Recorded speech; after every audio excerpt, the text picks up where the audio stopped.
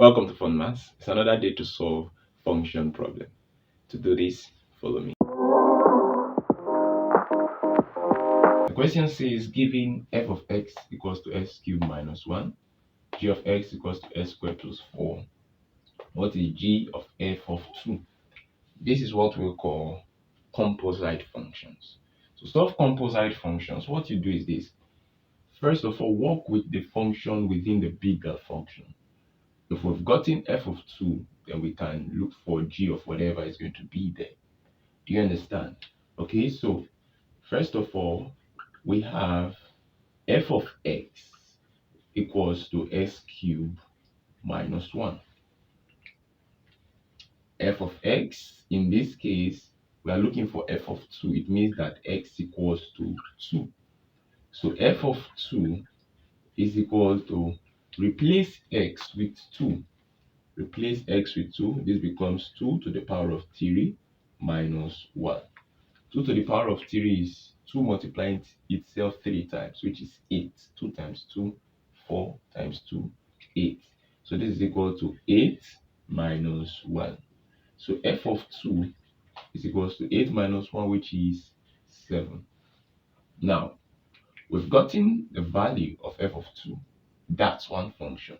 The problem is find g of f of 2.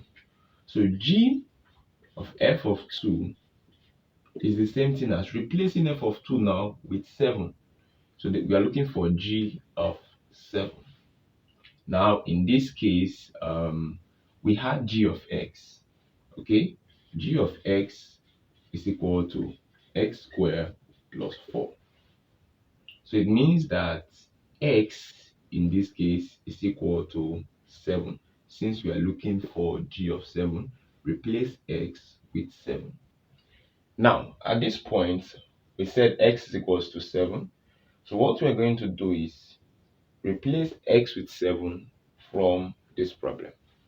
Therefore, g of 7 will be equal to, instead of x, I'm going to write 7 square plus 4. Alright, so this is g of 7 is equal to 7 squared is 49.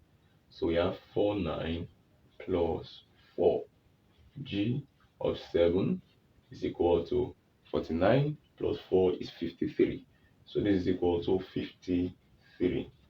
This is our answer. Okay, this is how we look for composite functions. For more videos like this, please do well to subscribe and click on the bell notification icon. Okay, like this video and share. Till we meet again, it's bye bye.